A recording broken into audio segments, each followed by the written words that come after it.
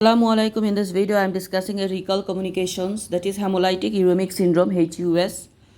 Suppose we are doing with medical student, and as usual we are starting with IRCAP, then explaining hemolytic uremic syndrome. So it is a condition affect the blood and the blood tubes, result in the destruction of the type of cells called platelet, involved in clotting, and low other types of the cells RBC lead to anemia. So it is a conditions of hemolytic uremic syndrome that affects our blood tubes, and there is destruction of the type of the blood cell, that is platelet, affect the clotting systems, and also decrease the RBC, leads to anemia. That is, then the triad of hemolytic uremic syndrome is that, first of all, it attacks the platelet destruction, so thrombocytopenia, there is decrease the RBC, so microangiopathic hemolytic anemia also affect other organs like brain and heart, then kidney failure due to damage to the small blood tubes.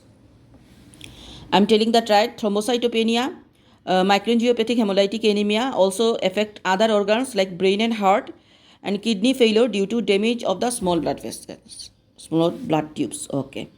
So what causes this? Why it is occur? It occurs severe gut and injury like gastroenteritis, infection with bug called E. coli, produce toxins, go through the blood and damage blood tubes, or maybe unknown cause. So it is a severe gut injury like after a gastroenteritis, which is caused by E. coli, Escherichia coli, which produces toxins. And medical students, so toxin we will tell that H70157, that is the toxin that is affect the blood tubes and damage the blood tubes, or maybe unknown cause. The symptoms are usually, first of all, loose poo, bloody poo, then pallor, and decrease the P amount. So symptoms: loose poo, bloody poo, pallor, decrease the P amount, oliguria, anemia. These are how it is treated. So treatment is at hospitals as need, close observation of the fluid volume. We give fluid through the blood tubes or tube feeding.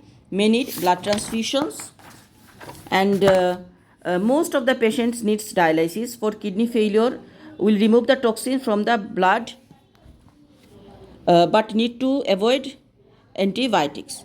So the treatment is, first of all, we are giving supportive IV fluids. We give the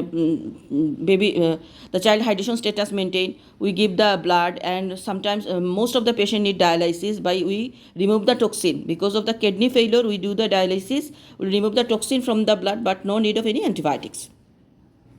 Then is it affect the other children at home? As it come from gut infection with bug E. coli 0157, so it is possible to affect the close contacts. Drawbacks can happen from it. May can cause hypertension, increased blood pressures, brain in fits, liver and hearts. So what is the drawbacks? It causes hypertension because kidney affecting occur, brain fits and liver hurt.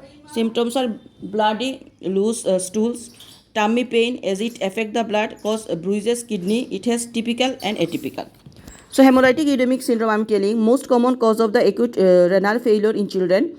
E. coli H70157, that is responsible for that. It is a Shiga-like toxin, verotoxin. The clinical features are abdominal pain, bloody diarrhea, fever, seizures and lethargy. Remember, a bloody gastroenteritis, that is a gut injury following this.